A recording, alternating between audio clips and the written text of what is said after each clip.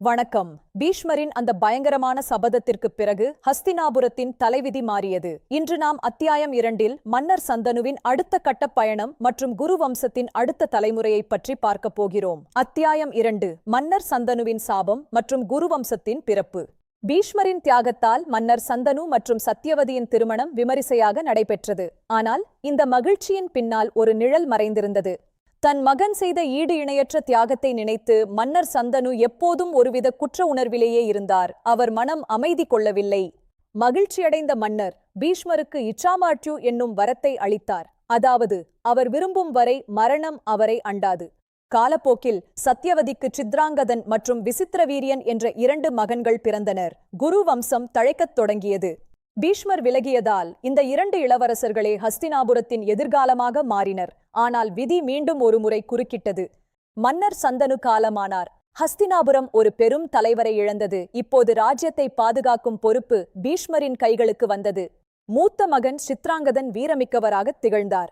ஆனால் அவர் ஒரு கந்தர்வனுடன் நடந்த போரில் அகால மரணமடைந்தார்.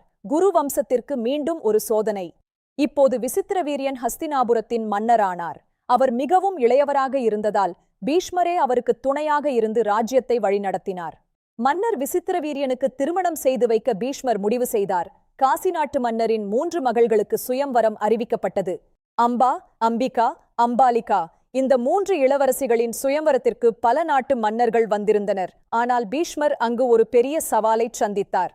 குருவம்சத்தின் பெருமைக்காக பீஷ்மர் அந்த 3 இளவரசிகளையும் கடத்திச் சென்றார். அவரை தடுக்க வந்த மன்னர்களை தனது வீரத்தால் முறியடித்தார்.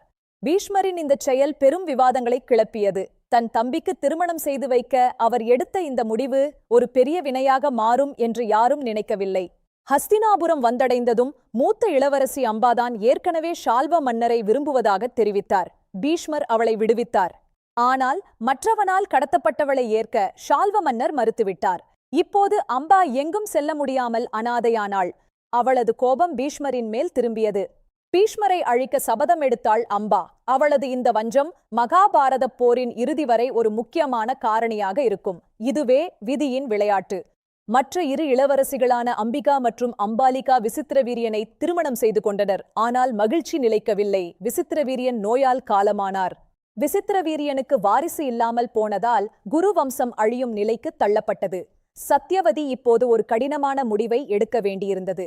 வம்சத்தை காப்பாற்ற சத்யவதி தனது முதல் மகனான வேதவியாசரை அழைத்தார். நியோகம் என்னும் முறைப்படி வாரிசுகளை உருவாக்க முடிவு செய்யப்பட்டது. வேதவியாசர் வந்தார். ஆனால் அவரது தோற்றத்தைக் கண்டு பயந்த அம்பிகா தன் கண்களை மூடிக்கொண்டாள். இதன் விளைவாக அவளுக்கு பிறந்த மகன் திருதராஷ்டிரன் பிறவியிலேயே கண் தெரியாதவனாக பிறந்தான். அடுத்ததாக அம்பாலிகா பயத்தில் வெளுத்துப் போனாள். அதனால் அவளுக்கு பிறந்த மகன் பாண்டு உடல் வெளுத்த நோயுடன் பாண்டு நோய் பிறந்தான். வம்சம் தொடர்ந்தாலும் குறைகள் நீடித்தன. 3ஆவதாக ஒரு பணிப்பெண்ணுக்கு பிறந்தவர்தான் விதுரன். அவர் தர்மத்தின் வடிவமாக திகழ்ந்தார். ஹஸ்தினாபுரத்தின் மிகச்சிறந்த அமைச்சராக அவர் பின்னாளில் மாறினார். திருதராஷ்டிரன் மற்றும் பாண்டு இருவருமே ஹஸ்தினாபுரத்தின் அடுத்த கட்டத் தலைவர்கள்.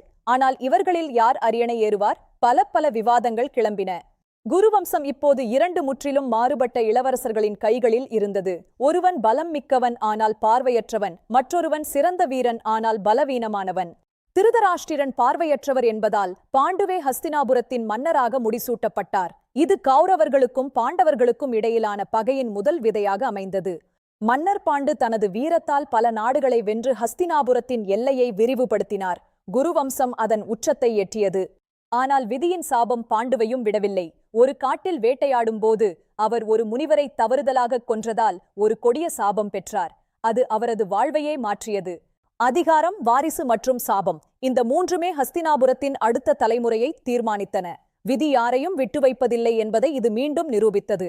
அடுத்த அத்தியாயத்தில் பீஷ்மரின் நிர்வாகம் மற்றும் பாண்டவ கௌரவர்களின் பிறப்புக்கு முந்தைய அமைதியற்ற சூழல். கதையின் அடுத்த கட்டத்திற்கு தயாராகுங்கள்.